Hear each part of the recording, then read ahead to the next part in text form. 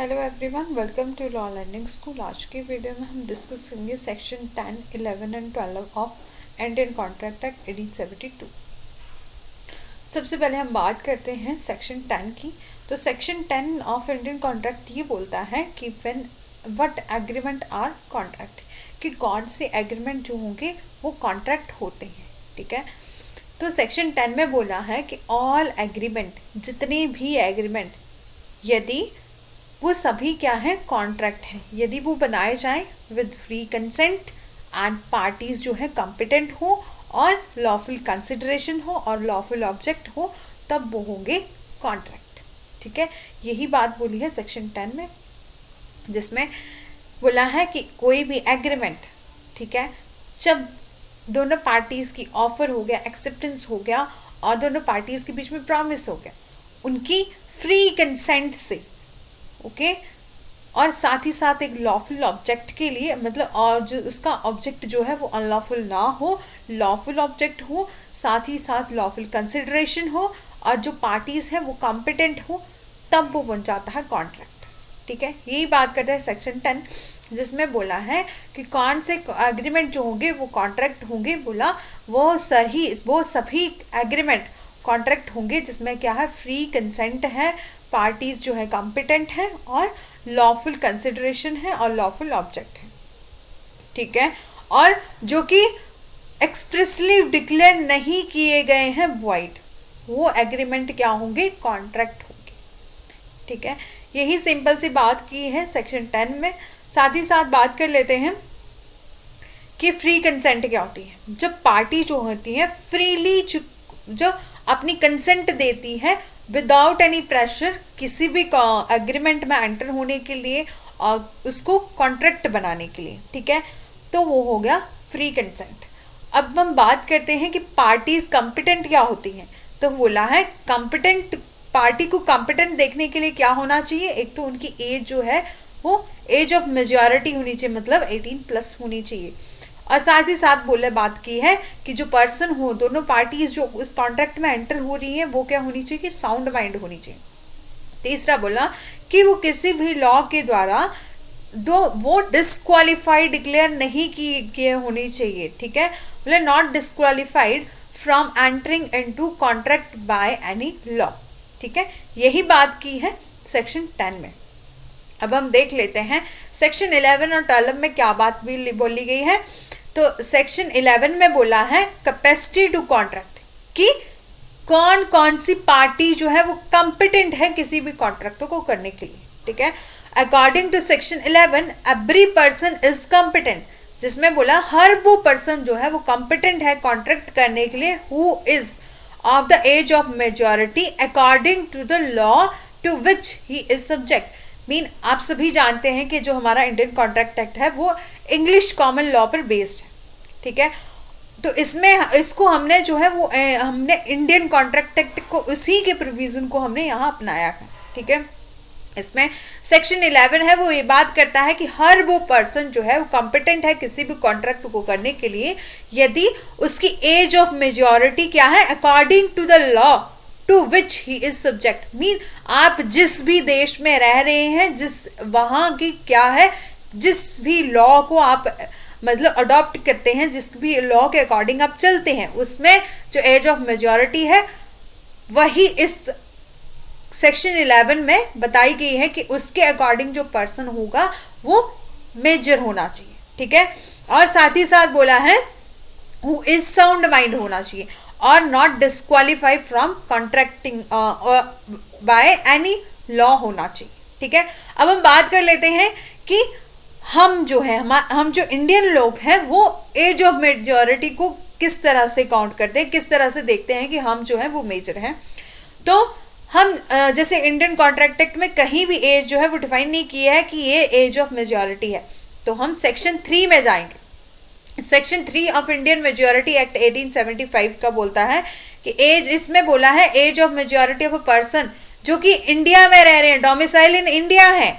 बोले every person domicile in India shall attain the age of majority on his completing the age of 18 years. यहाँ बोला कि हर वो पर्सन जो कि इंडिया में रह रहा है जिसने एज जो है वो कंप्लीट कर ली है 18 ईयर, उसको हम मेजर बोलते हैं। या एंड नॉट बिफोर, मतलब उससे 18 ईयर से पहले के जिसकी एज है वो मेजर नहीं होगा। जिसने 18 ईयर कंप्लीट कर लिए हैं उसको हम मेजर बोलेंगे, ठीक है। और साथ ही साथ बोला in computing the age of any person on the day, बोला है include the whole day he shall be deemed to be. और साथ ही साथ इसमें बोला है कि यदि कोई पर्सन जो है वो माइनर है, और जब वो माइनर था तो उसका एक गार्डियन अपॉइंट किया है कोर्ट के द्वारा, तब वो पर्सन जो होगा जब 21 ईयर का होगा तब वो मेजर माना जाएगा, जिसको जो है कोर्ट के द्वारा गार्डियन अपॉइंट किया है, ठीक है। यही बात की है। वैसे हमारे section 3 of Indian majority act में यही बोला है कि जो पर्सन होगा, जो बच्चा होगा, जब 18 ईयर्स कंप्लीट कर लेता है तब उसको मेजर माना जाएगा। 18 ईयर्स से पहले जो होगा जो बच्चा मेजर नहीं होगा, यही बात की है सेक्शन 11 में, ठीक है। उसमें बोला है कि हर वो पर्सन, एवरी पर्सन जो कॉम्पिटेंट है कॉन्ट्रैक्ट करने के लिए, उसकी होनी चाहिए age of maturity according to the law. जिस भी लॉ जो भी लॉ आप अडॉप्ट, जिस भी लॉ के अकॉर्डिंग जो है वो आप काम करते हैं, जैसे कि आप इंडिया में रह रहे हैं तो आप इंडियन लॉ के अकॉर्डिंग देखेंगे कि एज ऑफ मेजोरिटी क्या है। और साथ ही साथ बोला है who is of sound mind, ठीक है। आगे हम सेक्शन 12 में देखेंगे कि साउंड माइंड क्या है और इसका प्रोविजन क्या क्या दिया गया है हमारे इंडियन कॉन्ट्रैक्ट एक्ट में, ठीक है। और साथ ही साथ बोला है not disqualify from contracting by any other law, मतलब किसी भी लॉ के द्वारा उसे डिस्क्वालीफाई नहीं डिक्लेयर किया होना चाहिए किसी भी कॉन्ट्रैक्ट को करने के लिए, ठीक है। ये बात की है सेक्शन 11 में। नेक्स्ट हम देख लेते हैं मोहरी बेबी वर्सेस धर्मदास के घोष। इस केस की जजमेंट पर ही जो है ये डिसाइड हुआ था कि जो सेक्शन 3 के अकॉर्डिंग जो है मेजॉरिटी एक्ट की मेजॉरिटी एज कितनी होनी चाहिए। तो इस केस में क्या हेल्ड हुआ क्या था, जैसे एक पर्सन है जो कि माइनर है, ठीक है, और बी जो है वो एक एजेंट है, और सी जो है वो जैसे होता है ना कि बिजनेस करते हैं, मतलब पैसे देने का, कि एज के करता है, बी पर्सन क्या करता है, सी के पास पर्सन लेके आता है जो कि उन्हें जैसे पहले होता था ना कि अपनी ज़मीन को गिरवी रखते थे, तो वो जो सेठ साहूकार आदमी थे वो क्या करते थे, उसके बदले में उसको पैसे देते थे, ठीक है। वैसे ही था कि एक माइनर होता है, वो क्या करता है, जैसे धर्मदास घोष एक रिस्पोंडेंट है और वो एक माइनर था और उसने कंप्लीट नहीं की थी एज ऑफ मेजॉरिटी, मतलब 18 ईयर्स से अबव नहीं था, और एक वो सोल ऑनर था अपनी मूवेबल प्रॉपर्टी का। जो मदर थी धर्मदास घोष की, उसे ऑथराइज किया गया था as a legal custody of Kolkata high court ने उन्हें एज अ लीगल कस्टेडियन जो है वो ऑथराइज किया था, ठीक है। और वो क्या करता है कि एक एजेंट के पास जाता है और बोलता है कि मैं ये मेरी इमूवेबल प्रॉपर्टी है, अपनी ज़मीन के जो पेपर है उसको लेके जाता है। वो बोलता है कि मेरे को अपनी ये ज़मीन जो है वो गिरवी रखनी है और मेरे को इसके बदले में कुछ पैसे चाहिए। तो वो क्या करता है कि वो इसके पास लेके जाता है, तो ये इसको जो है वो पैसे दिलवा देता है 20,000 रुपये, और अपनी ज़मीन को वो गिरवी रख के आ जाता है, ठीक है। और फिर जब उसकी मदर जो है, धर्मदास की मदर जाती हैं उनके पास कि आपने तो मेरे बच्चे, मतलब आपने जो मेरी बेटे की ज़मीन रखी हुई है गिरवी, आप उसको गिरवी नहीं रख सकते क्योंकि मेरा बेटा जो है वो अभी 18 ईयर्स से कंप्लीट नहीं किया है, वो अभी मेजर नहीं है। तो इसी मैटर को लेकर ये लोग क्या किए, कोर्ट में गए। तो कोर्ट में क्या डिसाइड हुआ कि पहले तो बोला according to the decision of Kolkata high court ने एग्री किया with the verdict that was give by the trial court और and dismissed the appeal of Brahmodas. पहले ब्रह्मोदत्त की जो अपील को डिसमिस कर लिया गया कलकत्ता हाई कोर्ट ने। फिर वो दोबारा से प्रिवी काउंसिल अपील में गया, तो privy council also dismiss appeal of Brahmodatt, ठीक है। एंड उन्होंने प्रिवी काउंसिल ने भी उसकी जो ब्रह्मोदत्त था जिसने उसको पैसे, मतलब उसने उससे पैसे लिए थे, ठीक है, मनी लेंडर जो था, तो उसकी अपील को उन्होंने डिसमिस कर दिया और बोला कि बोला है कि कॉन्ट्रैक्ट जो हुआ है आपका वो किसी माइनर पर्सन के साथ हुआ है, मेजर के साथ नहीं। तो फाइनल डिसीजन क्या आया था कि that was passed by the council were any sort of a contract with a minor. बोला है ये कोई भी कॉन्ट्रैक्ट जो कि माइनर के साथ किया जाता है वो वॉइड अब इनिशियो होता है, मतलब वॉइड वो शुरू से ही लेकर वॉइड होता है, ठीक है। और जो माइनर है वो इनकम्पिटेंट है जो मॉर्गेज करने के लिए, गिरवी रखने के लिए अपनी प्रॉपर्टी को और उसके बदले में पैसा लेने के लिए, ठीक है। वो एक लॉ की नजरों में शुरू से ही वॉइड डिक्लेयर किया गया है, ठीक है। और जो माइनर है धर्मोदास घोष, वो उसको जो है फोर्स नहीं किया जाएगा कि वो जो अपनी उसने जो मनी लेके गया है उस मनी लेंडर से उसको वापस करे, क्योंकि ये तो आपको देखना चाहिए था ना कि ये पर्सन जो है वो माइनर है या मेजर है, ठीक है।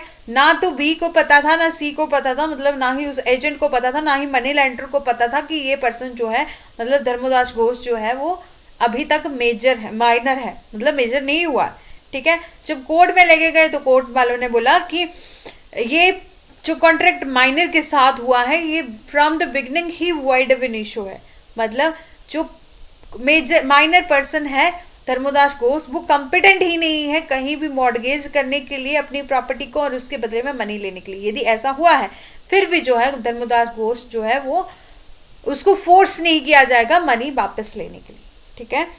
तो कंक्लूजन में क्या हुआ कि जो मोहरी बीबी वर्सेस धर्मोदास केस से हमें पता लगा कि कोई भी ऐसा एग्रीमेंट जो कि माइनर के द्वारा किया जाए, कोई भी पार्टी हो सकती है, हो सकता है मनी लेंडर भी माइनर हो सकता है या जो पैसे लेने वाला था जैसे इसमें धर्मोदास घोष था वो भी माइनर हो सकता है, जिसमें बोले ऐसा कोई कॉन्ट्रैक्ट होता है तो वो शुरू से ही जो है नल एंड वॉइड होता है, ठीक है।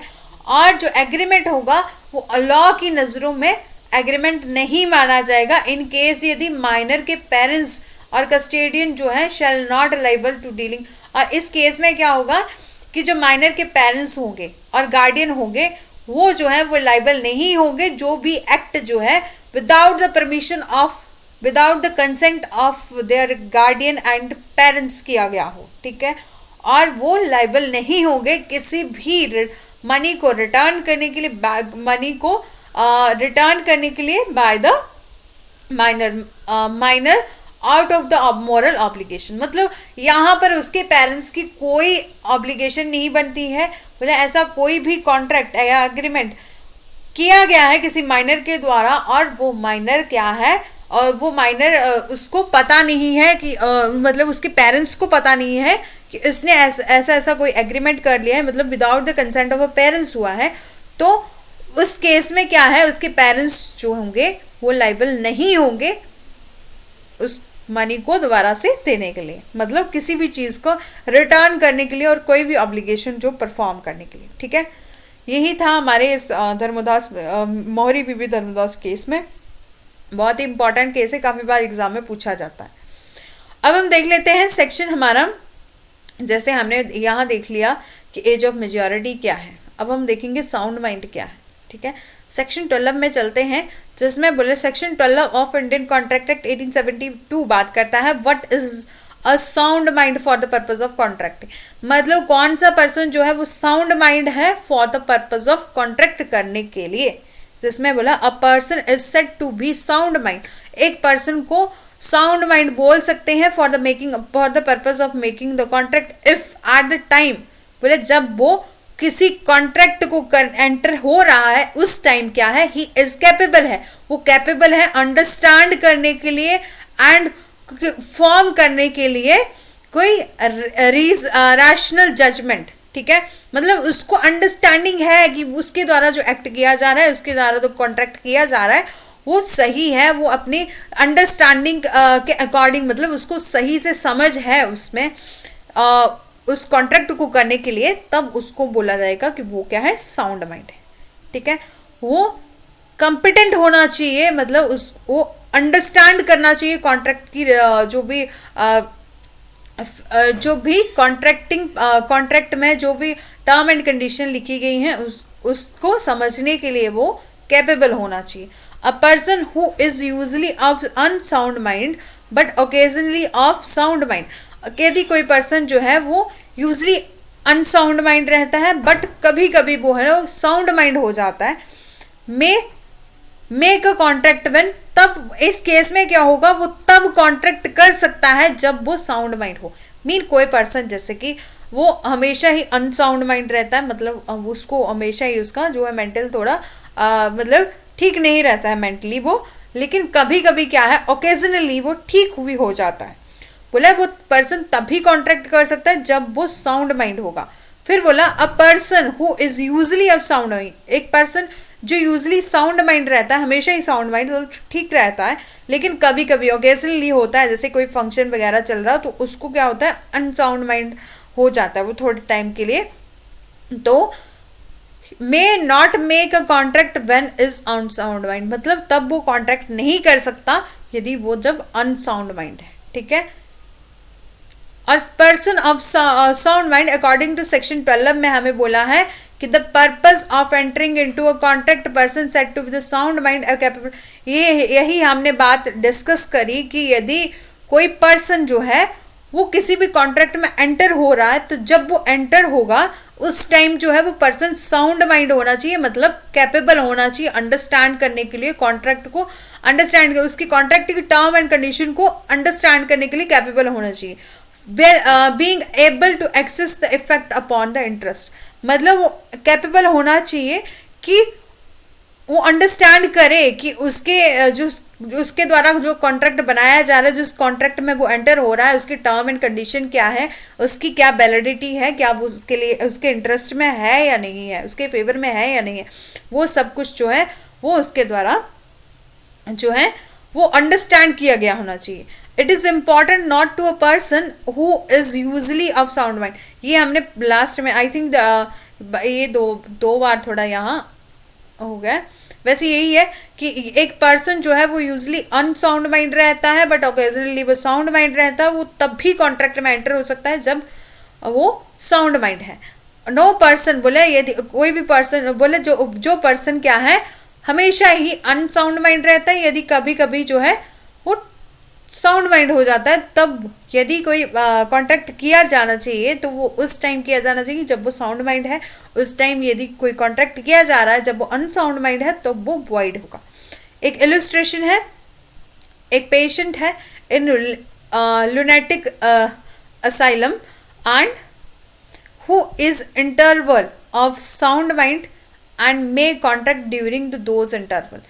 एक लुनेटिक पर्सन कौन होता है, जैसे किसी को जैसे वो साउंड माइंड कभी कभी हो जाता है, कभी कभी वो ठीक हो जाता है, ऐसा है। भले यदि उसके द्वारा जो कॉन्ट्रैक्ट किया जा रहा है उस इंटरवल में, तब वो कॉन्ट्रैक्ट जो होगा वो वॉइड होगा, मतलब उस टाइम जो कॉन्ट्रैक्ट नहीं कर सकता। और दूसरा बोला है अ सेन मैन, एक सेन मैन है वो क्या करता है मतलब एक जैसे नशे की हालत में रहता है पर्सन, ठीक है, और वो अंडरस्टैंड नहीं कर सकता टर्म एंड कंडीशन को उस टाइम, और from a rational judgement the effect of interest बोला है यदि कोई ऐसा पर्सन है जो कि नशे की हालत में रहता है हमेशा ही, जैसे कि उसने क्या किया एक ड्रिंक कर ली, मतलब शराब वगैरह पी ली, तो उसको क्या पता, मतलब उसको समझ नहीं है कि उसके द्वारा जो कॉन्ट्रैक्ट किया जा रहा है वो सही है गलत है, मतलब वो अंडरस्टैंड ही नहीं कर पा रहा है कि क्या हो रहा है उसके साथ, क्या वो कॉन्ट्रैक्ट कर रहा है, क्या वो उसकी टर्म एंड कंडीशन क्या है, क्या उसके फेवर में है क्या नहीं है। बोले यदि ऐसे पर्सन के द्वारा कॉन्ट्रैक्ट किया गया तब वो कॉन्ट्रैक्ट जो होगा वैलिड नहीं होगा, मतलब ऐसा कॉन्ट्रैक्ट इस पर्सन के द्वारा किया गया कॉन्ट्रैक्ट उस टाइम जो होगा वो वैलिड नहीं होगा, वो कॉन्ट्रैक्ट करने के लिए कैपेबल नहीं है। ठीक है, यही था हमारे सेक्शन 10, 11 और 12 में। सेक्शन 12 में हमने बात की कि कोई भी एग्रीमेंट वो कॉन्ट्रैक्ट तब बनता है जब वो किया जाए फ्री कंसेंट से, पार्टी जो है कॉम्पिटेंट हो और लॉफुल कंसिडरेशन हो, लॉफुल ऑब्जेक्ट हो। और साथ ही साथ हमने बात देखी कि कैपेसिटी क्या है कॉन्ट्रैक्ट को करने की, तो बोला एज ऑफ मेजॉरिटी होनी चाहिए। जिस भी लॉ को आप जो है आपके इंडिया में जो लॉ एप्लीकेबल है, मतलब जिस भी देश में आप रह रहे हैं आप वहाँ जो लॉ वहाँ पर चलता है उसके अकॉर्डिंग जो है वो एज ऑफ मेजॉरिटी क्या है। तो हमने देखा सेक्शन 3 में इंडियन मेजॉरिटी एक्ट में बताया गया है कि सेक्शन 3 है उसमें बोला है 18 ईयर्स की एज जो है कंप्लीट होनी चाहिए तब किसी पर्सन को मेजर बोला जाएगा। हमने नेक्स्ट बात की कि मोहरी बीबी वर्सेस धर्मोदास के घोष, जिसमें कोर्ट ने हेल्ड किया कि यदि कोई कॉन्ट्रैक्ट जो कि माइनर के द्वारा किया जा रहा है वो वॉइड ऑफ एन इशू होगा, मतलब बिगिनिंग से ही जो है वो वॉइड होगा।